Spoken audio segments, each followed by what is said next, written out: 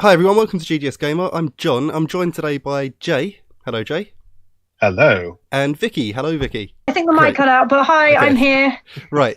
So, guys, today we are speaking about 7 questions we hope get answered in Kingdom Hearts 3. I think it's fair to say we've all kind of waited pretty patiently for it. It's about 14 years.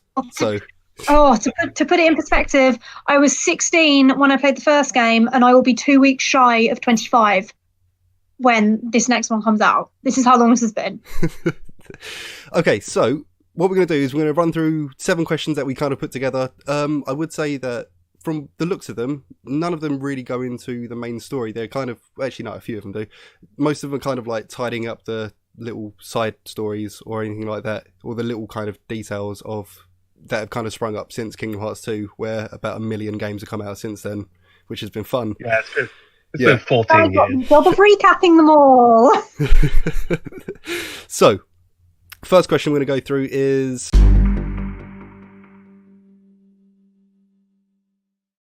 Jay, Replica Riku. What is he? Because I don't know. My poor tragic son.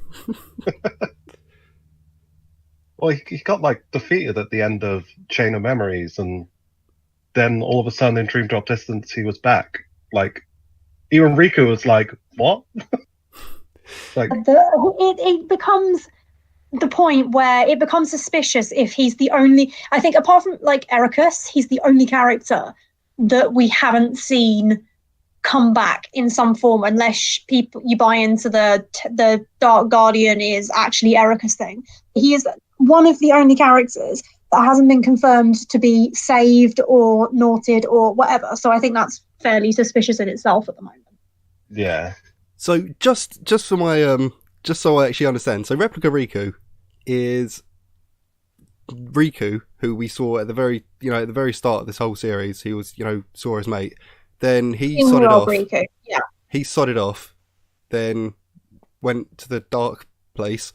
Came back in Chain of Memories where he fights Roxas, right? Okay, basically, the Replica Riku is a clone. That's the long and short of it. The Replica program is cloning various Keyblade wielders, including Sora, which was the whole mess with Shion in Days. But basically, they figured out they couldn't get Riku, the actual Riku, because of his whole little fighting against the Darkness quest. So they cloned him to try and manipulate Sora, and it all kind of went wrong. What? Okay. this is Kingdom Hearts. Yeah. Oh, of course, yes. It all makes sense now. Right. Okay. So Jay, you want to know what? How did Replica Riku come back? So he got killed in Chain of Memories, and he comes back in Dream Drop Distance. Do you have any idea what might be behind this? Well, at the end of Dream Drop Distance, no, not at the end of at the end of Chain of Memories in Riku's story, you beat him and he kind of like fades into the ground into like a dark portal. And then in the trailers for Kingdom Hearts 3, we've seen them, like, Riku leaves his Road to Dawn Keyblade there, and he's like, my other self will need this. In case the other me needs it, yeah. Yeah. So, unless he's been, trapped in the realm of darkness and somehow made it into the dream world in Dream Drop Distance. I have a pet theory on this. This has been my long-running tinfoil hat theory for so long, and people are like, "Oh no, there's no way." Right. So, in Dream Drop Distance, the also interesting thing to note is when you see this other Riku in Monstro, and is it whoever he's with? Is it Jiminy who asks who it is? And yeah, he's Riku with Pinocchio and Jiminy. Yeah. I faced the darkness, and now I'm facing me, and then it unlocks the recap for Chain of Memories. Chain of Memories, yeah. Read that, and I think it's either the replica's date, like the character entry, or it's the story recap, and it basically goes through and explains everything, and then it gets to the final fight between him and the real Riku, and it says, and the replica seemingly vanished. Now, so maybe, what Jay said about realm of darkness, even. Yeah, we know nobody's fade. We know that they fade and they don't leave a body. Yeah. The replica wasn't a nobody. The replica was a clone of a human, basically. So why would he fade? Yeah. And it's been a long time since I've actually played through Chain of Memories, but I'm fairly sure at one point Axel fakes his own death by portaling through the floor. Like you fight him as either Sora or Riku or one of them, and then it looks like he's fading, but he's actually portaled away somewhere. Yeah. Same thing. Wasn't that at the end of the Roxas fight? Because then obviously Axel comes and helps Sora get to the That's world. Kingdom Hearts 2, I think, though, isn't it? Yeah. But yeah, at the beginning, like Roxas beats the hell out of Axel, and he's like, you've defeated me, and like he drops his whatever his boomerang blades are. Yes, yeah. And like he fades away. Yeah, As if like you've killed him, but he's not dead because he rocks up again in Dream Drop Distance. Yeah. Well, no, I mean he actually dies later in Kingdom Hearts 2. But when he sacrifices himself to let Sora get to the... Yeah, that was really funny. Don't you just see a bunch of nobodies like just like a hell of a jumping? lot of sense, though. Yeah. Yeah, I mean, it makes a whole lot of sense because if you think about it, if you play Birth by Sleep and you see how much damage Ben had because his heart was damaged, and Namine shattered the replica's heart, quite literally, as in broke apart the fake one she'd made. So we know it makes you vulnerable. Yeah. And then the easiest way for Xehanort to get in is when you're emotionally vulnerable because of all the shit he was doing to Terra and saying, Ericus doesn't believe in you, he doesn't think you should be a master. So you've already got that angle. And then you've got somebody who's very physically weak as well. And then they've also got the whole thing where they wanted Riku as a vessel but couldn't get him. So they've gone for the next best thing. Yeah. Because right. I don't know if you've seen the final trailer for Kingdom Hearts 3, the last one that came up. Yes, yeah, the final battle one.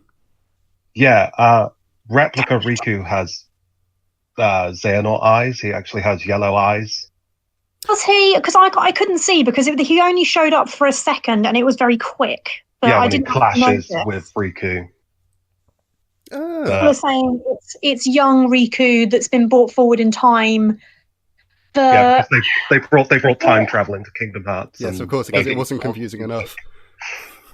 Oh god, I think it was making somewhat sense, and then Dream Drop Distance happened and time travel happened, and it would just I think it would make a lot more sense for it to be the replica, and I hope it's the replica, and I'm hoping that he portaled away and was kind of holed up somewhere else, and then somebody worse found him.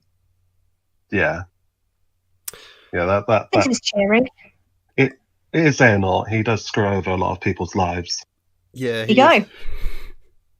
I would say though that I think just that entire Replica Riku I think is just a drop in the pond as to how wide that whole kind of clone and time travel aspect of the whole series really does it's convoluted it all so much more. Like the Heartless and Nobody's idea you could kind of make sense of, but I think when all this stuff kind of started getting thrown on top of it, that's where a lot of people just kind of got lost. So I think they really do have to kind of make sure that is all kind of straightened out in this final game, which is going to be quite a big ask. Well, cloning bit was simple up until Days happened, and then Days made it ever more convoluted. Like Chain of Memories, they cloned a dude. That was it. Don't ask how. They only have phones up until this point. They haven't even got the internet, but they can clone people. Yeah. It is weird in Kingdom Hearts 3 that Sora has a phone. Does he? He have a phone. Why does he have a phone? Yeah. You can take because you can take selfies with it. Oh my god, I'm going to use this so much. So angry. I'm so angry about that. It makes no sense. Why?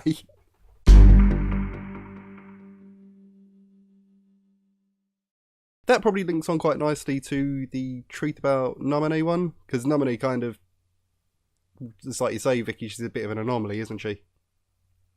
She's completely an anomaly. I mean, she's not. I mean, she's born when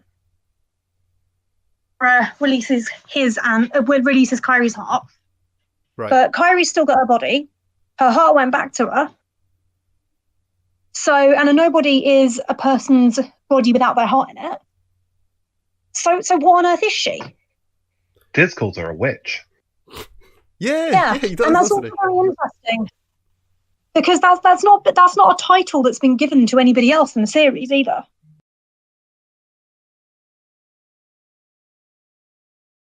Right, so Nominee. I nominate. What the hell is she?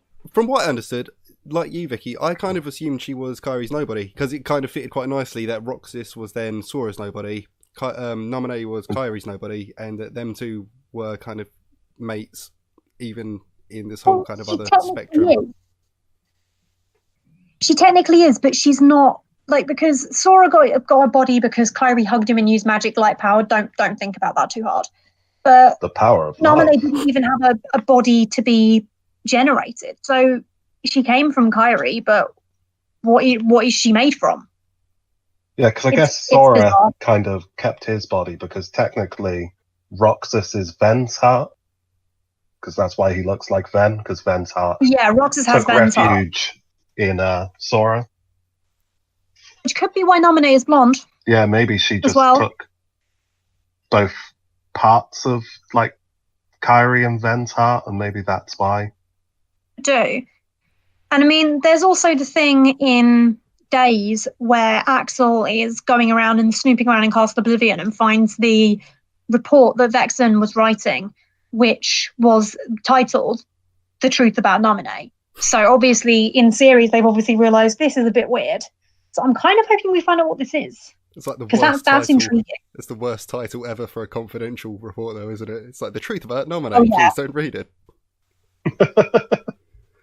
Right, so this makes no sense. Why does none of this make any sense? I guess this is why we need answers.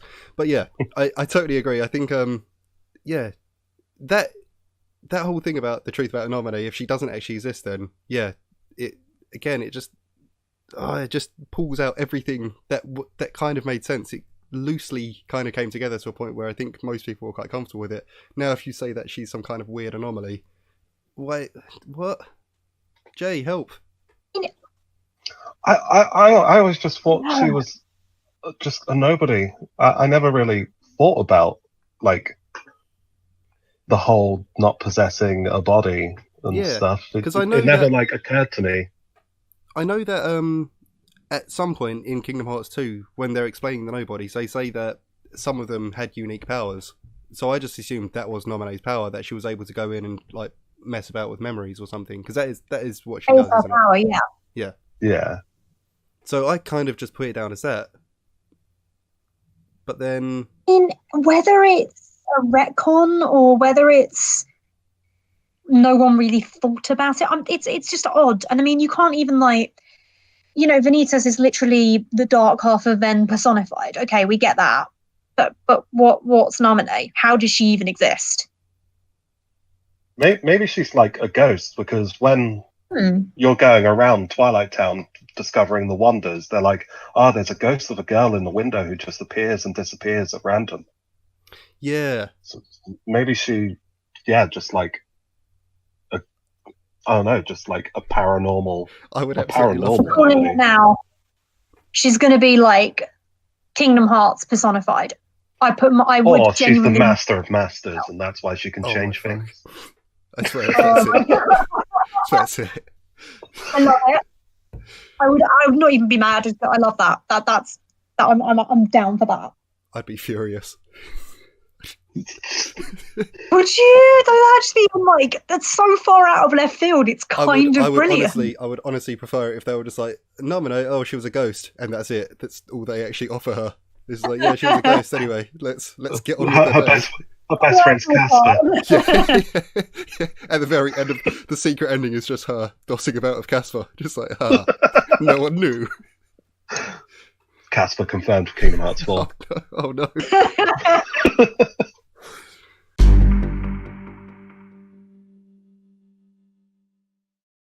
So yeah, what is in the box? That's what I want to know. So, what I actually really liked the back cover Chi movie. I thought it was really good because I never really had anything to do with a mobile or browser game because I didn't care. But no, I can't stand not a bad opinion. Yeah, exactly. But I was really intrigued by the Master of Masters, who's kind of, for me, this kind of like kind of godlike character. He's reminded me a bit of Doctor Who, where he's like kind of wacky and stuff like that. And his apprentice, Yeah. isn't he? Is it Ray Chase? Yeah, same guy as Yeah. Noctis, Mm. which was really Love weird. him. He's so good. He was so good in The Walking Dead as well, and just love the guy. So anyway, his apprentice is Lushu, who gets sent off to the desert, which I'm going to come back to in a minute, actually, with a box, and is told that he has to then go and train all these other apprentices and hand the Keyblade down. But anyway, what I want to know is, what the fuck is in Lushu's box? Because On what I Reddit was the gonna other say- day, that was like, it's the 13 dark and 7 light pieces of the She-Blade. Yeah, because there's 13 locks around it, and the crest on the top says X Oh. Super, and it's got 7. It's the heart on the top is separated into 7 pieces. I did not notice that. I noticed there was a logo, I just didn't know what it was about. And this is what Yeah, happens when you go- someone I watch on YouTube called The Gamers Joint. Yeah. He had a video where he zoomed right in, and the lock is actually separated into the heart on top. It says X Super, and it's separated into 7 pieces. And obviously, each of the foretellers, their names are shortened versions of the Latin versions for the 7 deadly sins. Yes, they are. And the only sin that isn't in there is Pride Superior, which would obviously be the Master of Masters. So, That does make a lot. Yeah, I think that is it. That's kind of been the most common theory, is that it's been. So, am I right in thinking then it would be a weapon in the box or something to unlock that weapon? Is what you're saying, Jay? Yeah, it's kind of, if you put all the pieces together, you will have the ultimate weapon, which is essentially what kicked off the Keyblade War. Yeah. yeah. And It could be the Master of Masters' heart as well, potentially. Yeah, I did see that as a theory that someone said, yeah, maybe the Master of Masters put himself in that box I'd love that if you just to opened it. revive himself later on down the line to prevent something from happening. Also, he could just see what's happening, because the whole point of giving Luju the no-name Keyblade, which we all know eventually ends up with Xehanort, with yeah. Master Xehanort, and he mentions that his eye is on like the hilt of the blade, and it's actually his eye, so he can see It's what impressive because that is a massive eye. Yeah, he's no wonder he's always got his hood up. Yeah. Just big bug-eyed weirdo. He's just a Cyclops. That's why he doesn't take his hood off. So anyway, what I would say, I think is That's that true. because we've already had it confirmed that the Master of Masters won't show up in Kingdom Hearts 3, but we are going to find out what's in that box. Tells me a bit. So the only thing is, It might the weapon be idea. in the secret ending. Yeah. Hmm. Oh, so what you mean? You actually It might open it be. up? I thought you meant he'll open up the box and then the secret ending will just pop out. But, No, I meant the might. Master of Masters might be in the secret ending because yeah. a lot of people think that he might be the villain for the next set of games. I would be so down for that. One last thing sad about the box, though, is if it is the Master of Masters' heart, it does make sense, because if you're thinking about how he wants to see history unfold, which is why Luju is just told to sit back and observe, do not interfere. Well, isn't the whole reason for Xehanort trying to kick off the Keyblade War in Birth by Sleep was that he wants to see how history will unfold? So Yeah, there's he wanted it to repeat the events. So Yeah. yeah, because a lot of people think that Lushu is Xehanort. Could be. I don't know. Yeah, The only thing, I mean, taking the Master's orders and was just like, "No, I want to do this myself." but then because I've seems also so seen nice. I've also seen theories though that have suggested that I can't remember his name. Is it Bran or begins with a B? The guy who shows up in Birth by Brock. Yeah, So, yeah, that he's actually the Master of eye Masters. patch. Yeah, the eye patch guy. Wait, his name Brain or Blaine or whichever pronunciation we're going with this Yeah, week. yeah. We'll call So- him Zigbar by his nobody's name. So that's it. I think for me is that That would be interesting if he was the Master of Masters. I would honestly, again, man, that feels like such a cop out because it makes sense. Because he's got all the same movements as like how he Things like happen flails very his similar. arms and stuff. Yeah, and yeah, how he talks. I just hope it's not that because for me, I think that's just a bit of a letdown because I'm gonna call him Bran. I can't remember his name already. So Eye Patch Man. He was Translated. he was just never that big a deal for me. Like, and the Master of Masters, he's been one of those characters that's kind of like come out of nowhere and really kind of like stuck in my mind. He's like, you know, very charismatic, kind of wacky and stuff like that. And where he's just so kind of ambiguous about whether he's good or evil, like whether that even matters to him anymore. I think that's what makes him such an interesting character. So I that's what I mean. I think with that kind of attitude, that's why I'm so interested as to what's in that Lushu box, especially if Master of Masters isn't going to show It us. has been like a massive like thing that blows out in the Kingdom Hearts community is just what's in there. Yeah. All I'm afraid of is that where this popular theory of it being a weapon in the box or something like that, I really hope it doesn't turn out to be where this situation where you get to the very end of the game, Xehanort's in a position where he's obviously going to win or something, and then the box gets opened up and people are like, oh good, look, we're going to undo literally everything you've just managed to do over 14 games, like in some horrible like child movie kind of, you know, staging where it's like... I mean, I would not be surprised if they went with the whole let's reboot the universe kind of thing as an ending. Ooh, that's a good point. So what, you think maybe something in the box would actually be able to trigger time? That? Yeah. Reset time, so you essentially you end where you started. They do in all the Kingdom Hearts game. Do like replaying that scene where Kairi wakes Sora up on the beach. Yeah. You know, I'm just saying, I wouldn't be surprised. They do like replaying that scene a lot. Yeah, and even the one with Riku as well, where he turns around and he's like, hello, and then a big wave comes over. Yeah. That's actually, I will also be like totally unsurprised if Riku and Xehanort turn out to be related somehow, because Nomura loves Star Wars. So yeah, it's just Riku, I am your father. That's not true. No. That's not possible. I'm pretty sure if he turns around and goes, oh, I'm your father, Riku would just smack him with a keyblade and be like, I don't care, you're an evil bastard. Your keyblade looks like a car key. I love it. No, I love it. Wait, just who's won? Why? Riku's. Oh, Riku's You won. amazing. Yeah. Right, okay. So before we move on, just in one sentence, Viki, what do you think is going to be in the box? I think it's the Master of Masters heart or something along those lines. All right then, Jay, what do you think? I reckon this is another theory that I had from back with Yen Sid. He said that back hundreds of years ago they were gifted like present a gift of light. I reckon like Kingdom Hearts light. There's some of Kingdom Hearts' light inside that box. Yeah. And that kind of feeds into what I'm thinking as well. I do think it's going to be something like that, and I think it's going to be open up at the very last second, and then it will be like, oh good, everything's not bad anymore, and it's going to just infuriate me. But that's it. Kingdom Hearts 1 again. Yeah. Is if they redeem Xehanort by making him into a good guy. I'm like, no, I want him to just get stabbed. Oh, I would love that so much if he became a good guy. If he was like, oh guys, I'm really sorry about all that, you know, time traveling nonsense. Well, when they put up the trailer for the opening, Xehanort's eyes aren't orange, they're purple. And everyone's like, has he been possessed this entire time? Oh, no. Oh. I would, no, absolutely not. Nah, I want him to be evil. He's like one of the most perfect villains, kind of like Albert Wesker. Yeah. But saying that, I wouldn't mind a Kingdom Hearts 4 where you're just Xehanort in a gummy ship trying to find who possessed you.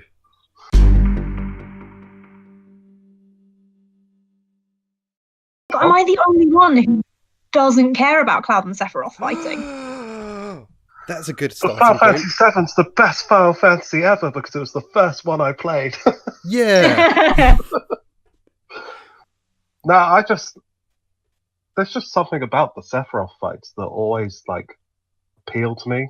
I mean, they're not putting Sephiroth in Final Fantasy 14, but they'll put every other Final Fantasy boss in there. And I just want Sephiroth in there. See, I'm not fussed about Sephiroth. I'm just like, oh, the easy choice. Again. Yeah, there's nothing greater than beating up a mummy's boy. Yeah. It's true. all he cares about is mother. Mother. I mean, come on, if we were to start with Cloud every single game, can I have Zack back? Because No. Zack is too pure, and if Aerith lived, then he should get to live. No, because I don't care about Ares and I don't care about Zack. They're nothing characters. You didn't play Crisis Core, did you? No. Crisis Core was amazing. See? I'm so sorry. Crisis I Core didn't is mean that. 15 hours of character development and then shove a knife in your chest. Right. Okay. One day I might think about playing Crisis Core. It'll be a good day.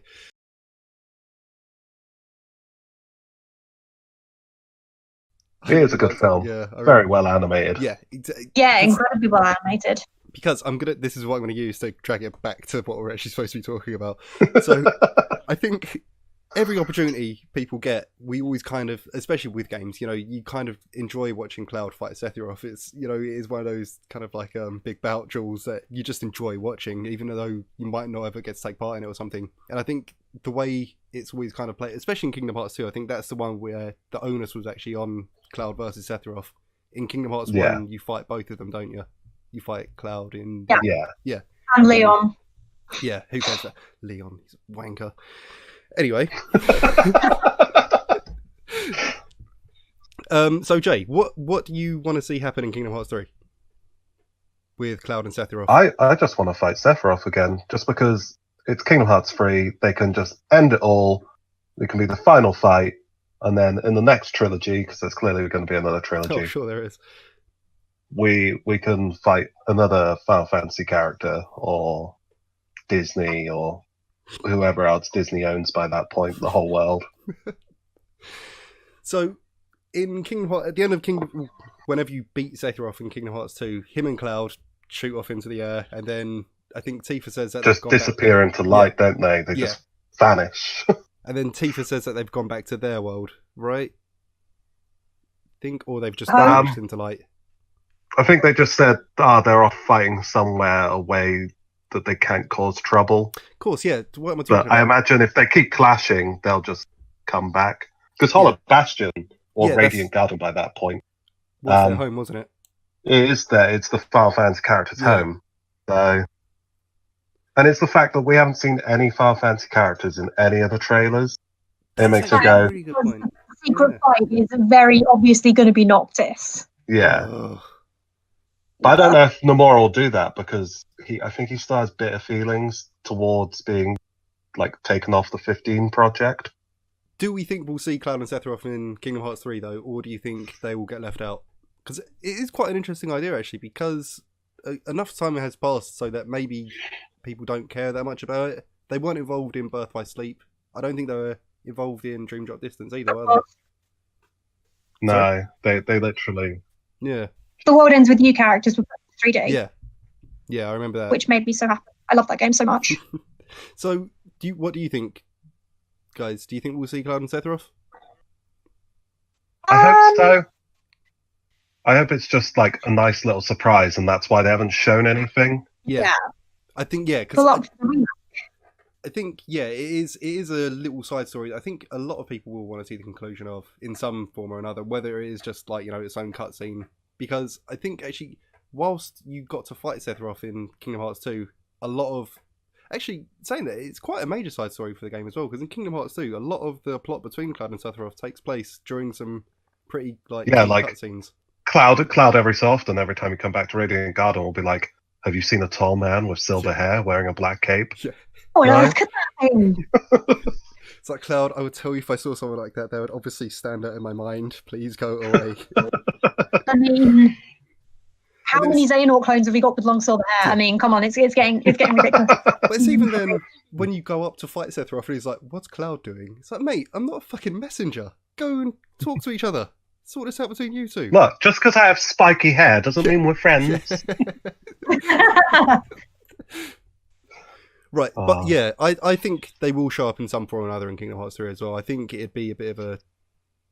It would make no sense for them to just, forget about that entire side story completely. Well, it's the fact that if they ditch Final Fantasy characters altogether, I know that Kingdom Hearts now is its own flesh series, so it doesn't need to rely on Final Fantasy anymore.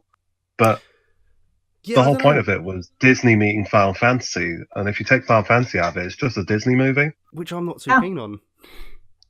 So it's got to be Final Fantasy characters, even if Yeah. they're just standing in the background.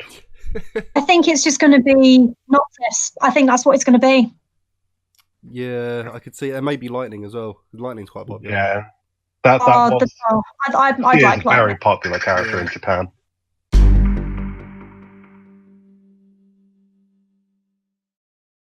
This has been my problem with pretty much the two mainline games anyway. So Kingdom Hearts 1 and Kingdom Hearts 2. Okay, as soon as you get into the final game, you kind of push into this horrible boss rush mode, which, fair enough, in Kingdom Hearts 2 was a lot better than Kingdom Hearts 1. But again, it just kind of played out so terribly that I really hated it.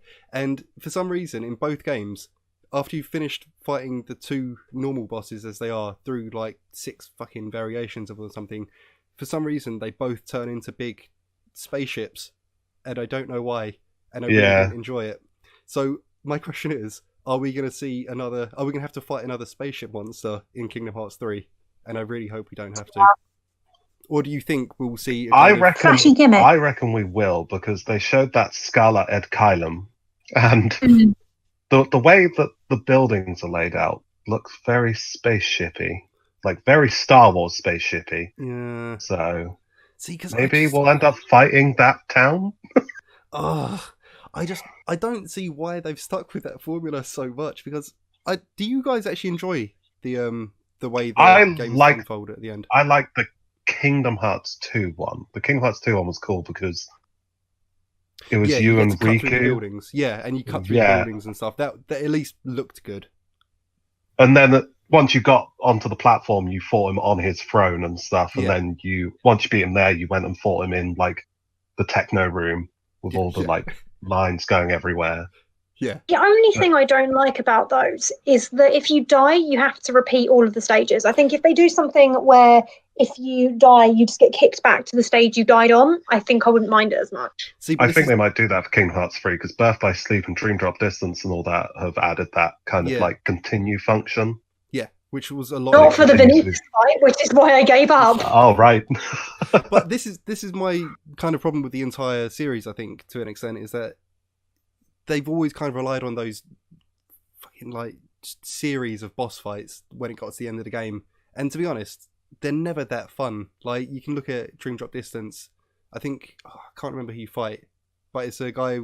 Is it? What in Riku's thing where you fight the like kind of hooded nobody type thing with the red goggles. Then you fight Ansem, and then you fight the dark side thing, and exactly. And then you look once at again. I think that turned into a spaceship as well, did it not? I don't understand. Yeah, weird Ansem spaceship. Yeah, I don't understand why the series thinks that it makes no sense. First of all, it makes no sense. It's a Final Fantasy thing. All Final Fantasies, you do multiple stages. Final Fantasy 7, you have to fight Genova, followed by Bizarro, Sephiroth, then Safer Sephiroth, then Sephiroth. Yeah. But Final Fantasy 8, you fight Ultimecia, Griever, Ultimecia, True Ultimecia. I think Final Fantasy 9 is the only one that just does Kuja, Necro. Yeah. And don't get me wrong. I'm not saying that. Yeah, I get where that kind of like endgame style was rooted in and stuff. It's not enjoyable. I think it works for the Final Fantasy games that you mentioned there, because a lot of those were turn based, and so it almost feels like it's a bit more on yours, or at least it's a bit more of a level playing field. But when you look at, say, the fights with Ansem in Kingdom Hearts 1 or something, they're just so spammy. Or when you look at pretty much any of those fights, they just become horrible, like bullet storm kind of fights that just aren't. There's nothing to enjoy about them. Cheap. Sorry, Viki? Yeah.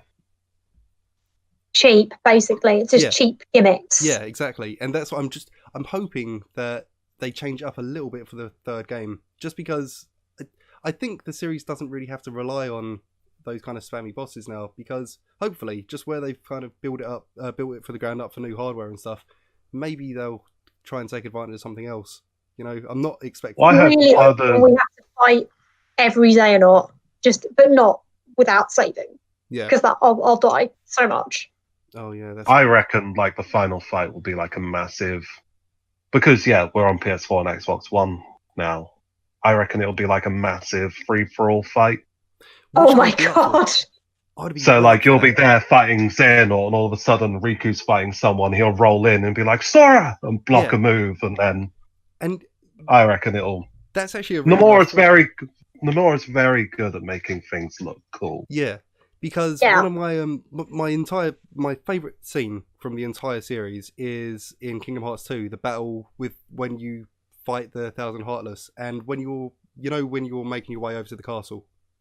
Yeah. Yeah, so you're going through this little sort of like series of hallways, and every time you get blocked off, you fight a load of Heartless, but then a different person kind of like jumps in to fight with you.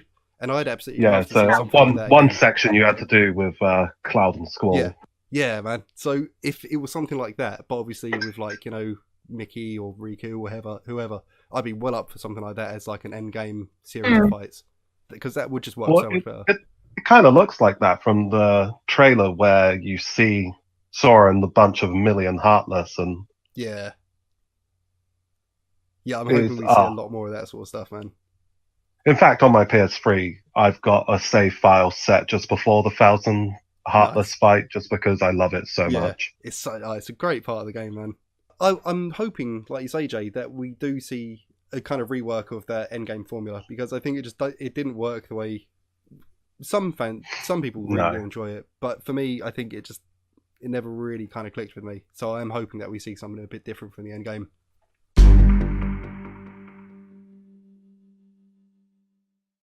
So, Viki, then Unchained Chi, the game that no one's played, no one knows about. What's the story there? Well, to put it mildly, I think just after they moved it so after it became Unchained as opposed to Chi, which was the browser game, and then they moved it to the mobile game, which is Unchained, they revealed 5 characters that are going to be the new union leaders in the new world, which is what Ava was doing, and saying that, we're collecting all these kids and they're going to be the dandelions, and these 5 are going to be the new leaders. So we've got Blaine or Brain, or however it's been translated. We've got Skuld, we've got Ephema, we have thingy, Lumaria. How is it Lumaria? We got that Marluxia is like human. Other is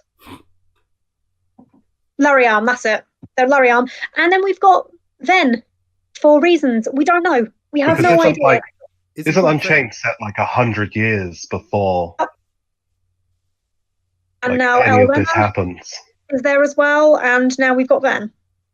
So wait, Viki, like Jay said, is Unchained that's set like 100 or so years before everything else happens, isn't it?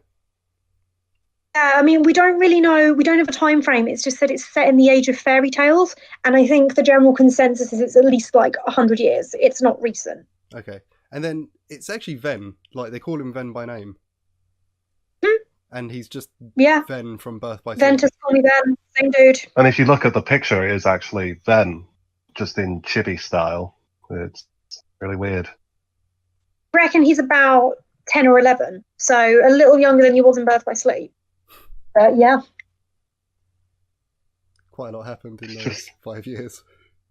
I'll tell you what happened. Dream Drop Distance time travel. Oh. Yeah. It's clear what's going to happen, because Nomura's already said that she will not be finished by the time Kingdom Hearts 3 comes out. What's the betting? He slipped through a time portal or something? That, or he was like frozen in one of those memory pod things and brought forward. Yeah, because then he ends up being Xehanort's apprentice. So Xehanort clearly had something to do with it. Yeah, no one ever says where he found him. No, he just said that he was his apprentice and he broke him. Yeah. So unless Xehanort went back in time, kidnapped him, because he knew that he could make him into the new Keyblade, because Xehanort knows everything. Which again all ties back to this idea. Sorry, Viki? Why put time travel in a Disney game? Yeah. Yeah, I mean that's about as good a theory as I've got. And that actually weirdly, I don't know why, but that actually makes the most sense. It's just time travel. Yeah. But that's it. I think when you start introducing stuff like time travel into these games, it does give you so many kind of like easy ways out of the shitstorm that you've created, you know. So, okay. Yeah. So, I'm really just hoping that they do actually explain that, because otherwise you've got... I'm just only saying this because it is like a mobile game, so I'm not sure if they're doing it as like, you know, maybe like a promotional event. But Ven being in Unchained, that's solid canon then, isn't it? That's like, he's part of the main story. Canon. Nomura said that she would never be canon years and years ago when it first came out, and yeah, we've got Elrona, we've got Larian, we've got the Master of Masters, and now we've got Ven. And yeah, And we've got Maleficent learning about something from a Dark One, about the box and time travel and the Book of Prophecies. Yeah, so it's like, I think it's canon now. Yeah, it is canon. Just, okay. Oh. So what are we thinking then? So he was so that would make sense that he was part of the Dandelions, because he was obviously quite a skilled like Keyblade fighter. So that part makes sense. And then what we're saying then, that he was just dossing about. Then he gets kidnapped by Xehanort, who either goes back in time to get him, or does something else to send him back to send him further in time to the events of Birth by Sleep. So you can use him for a time period when he can move into his new body and reignite the Keyblade War. Right. Pretty much. I mean, that makes the most sense, and I think that's probably the closest we're going to get to an answer for that one. Yeah. At least now, yeah. Do you think they're actually gonna talk about, you know, Ven being from Unchained going? I reckon it'll be memos. So you reckon it'll be memos? Documents. Yeah, documents scattered throughout the game. Yeah, I could see that actually, especially for stuff like. Mentioned. Yeah, just to acknowledge it, yeah. But not give us any answers. Just acknowledge it. Yeah. Yeah, man. See, that I've got a feeling that they're going to end up just like confusing it even more if they just leave it to documents and stuff. But then it's like you say, I don't think it warrants being, you know, explained in horrible detail during a cutscene or something.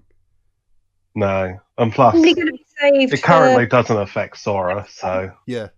Well, it kind of does, doesn't it? Because wasn't Sora and Ven, they kind of like linked up somehow, didn't they? Yeah, at the end, Ven like body essentially broke from making the Keyblade, so he stored his heart inside Sora. And that's why Roxas Sora's like, I'll look after you. yeah. Fuck you, Sora. Damn you, Haley Joel Osment. So, yeah, I could definitely see that. That has to kind of be addressed in some way or another then, doesn't it? As to just how Ven kind of... I hope. It's just... This Kingdom Hearts, we just got to hope. Yeah.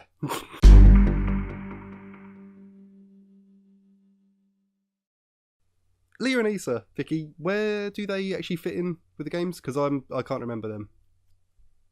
Okay, so basically, we had Axel, we had Syx, and now their original forms, Lee and Isa, were the two children that showed up in Birth by Sleep, and now Axel is technically Lee again. So, yeah, basically, it's kind of a... We know bits and pieces about how the rest of the organization lost their hearts. We don't know how they did. And it's always been a kind of running theory, or like, you know, lurking around the internet, that because in Birth by Sleep, they're trying to break into the castle, and we know that we know that Anton the Wise and the apprentices were performing experiments on people to basically muck about with the darkness and how people lost their hearts. And there's also a very interesting line in the final battle trailer where Anton the Wise is talking about that he's he needs to make it up to the children he sacrificed. And my other pet theory is sacrificed too many children's hearts. Yeah, they snuck into the castle, saw something they shouldn't have done, and ended up being experiment fodder and lost their hearts that way. And I'm kind of hoping we get a DLC or a sizable chunk of cutscenes showing this. Yeah, because I imagine it was him starting to experiment on Zexion, or whatever his English is, like human name is. Is it Zexion, the one with the fringe? Enzo. Yeah, because obviously in all the cutscenes you see Ansem like holding his hand, walking around eating sea salt ice cream. So Yeah. you might have used him at first, and then Issa and Lee saw it happen, and maybe it failed. It didn't go how they wanted, so I don't know. Because there's another cutscene in, I think it was a secret cutscene added to Coded, where it shows Terra Xehanort like relinquishing everyone's hearts. Yeah, and Lee's there. Yeah, already on the floor. So I don't know. And Lee, when he like reanimates in was it 3D? Yeah, when he wakes up in the He lab, just wakes up after. Yeah, why Isa isn't there. yeah. Just saying. Ansem the Wise is a lot to answer for. He's clearly secret spying mission. Can't use English today. No, yeah, yeah, that does make sense. So yeah, that he's obviously off somewhere already. He was like, "Hey guys, don't worry, doing everything." I got a plan. Yeah, what is I hope it? it's going to be a double agent. I hope he's going to stab Xehanort in the face. It's going to be glorious. Just with the corkscrew. One can only hope. That'd be metal. I'd love it. Because in the final battle trailer, you see Axel getting tortured by Xemnas, but Easter's there and he's in his beast mode where his eyes glow and he just becomes like invincible. So I don't know if like he tried to stop Xemnas from doing something and Xemnas was like no and kind of like control him maybe. Wouldn't it make more You sense? see Axel like pinned up getting shot by a million lasers like Dragon Ball Z style. Yeah. So, I'm gonna throw it out there. I think Axel will obviously be, as he is, he's already on like Sora side. Maybe the other guy, Issa, am I right? yeah. Yeah. Maybe he's kind of gone off and joined Xehanort's little crew. Posse. Yeah, exactly. Kind of like we had with Riku versus Sora in the first game. Maybe it will kind of be like a repetition of that kind of thing, where Issa will eventually become a goodie. Maybe we'll see something like that. I think they've got a lot of untapped potential as both the relationship and characters, and it would just, I don't know, I like the idea.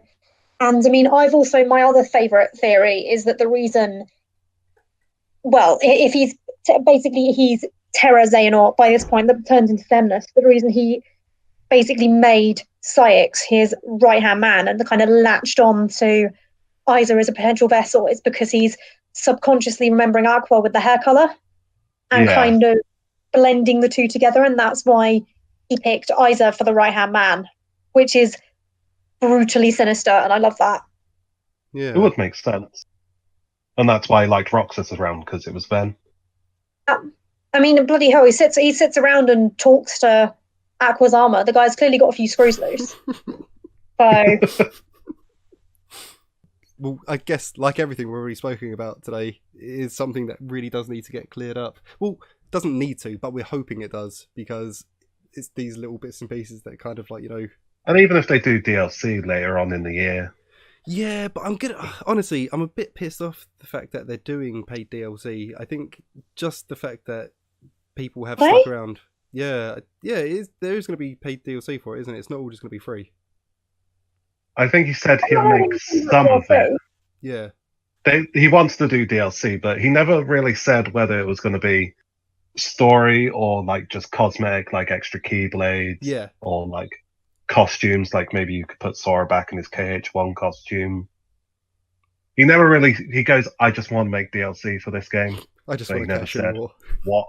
Yeah. I mean, if it was like extra backstory or extra scenario, like I'd be totally up for that, as long as it doesn't do what 15 did and cuts out big story plot points to sell back to me as DLC. Yeah, that was very dickish. Yeah. But as long as the DLC for Kingdom Hearts 3 is literally, because I thought Ignis's DLC was the best DLC out of Final Fantasy 15 story ones. It was the longest. It had branching storylines. It was emotional. DLC. It should have been in the main game. Yeah, I know, but if they put that in, like, I meant, like, say it's something in Kingdom Hearts 3 that wasn't really needed to progress it to the final battle, but it was something that, say, a lot of people said, "Oh, we wanted this answer, but it didn't turn up."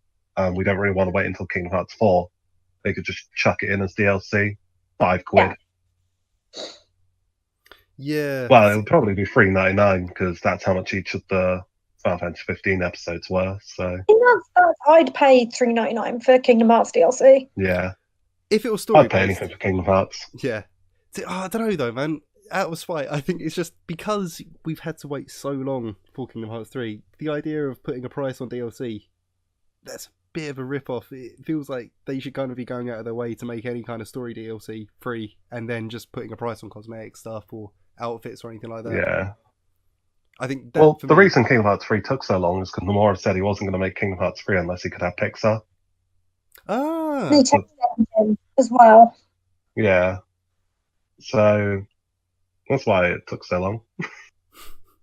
I mean, to be fair, I think if we don't get that backstory in the main game, I think we've got a good shout of getting it as DLC. Only because I was thinking about this earlier, and when you look at Kingdom Hearts 2, that's Axel trying to get Roxas back. And I'm going to conveniently ignore Shion because she's probably going to be shoehorned into 3 anyway. But I think that... Well, I reckon she's the hooded one with the Keyblade. that makes sense. No, yeah. the less of Shion I see, the happier I will be. And Roxas comes to save the day. Yeah. Gave him Oathkeeper and Oblivion back, and that makes me so happy. But what I'm hoping is that 3 is going to be the story of Lee rescuing Isa and around their friendship. Yeah. Because I think getting Roxas back is going to be relatively simple. Getting Isa back is going to be like getting Terra back, and that's where we're on the don't know if we can do that, kinda. Yeah.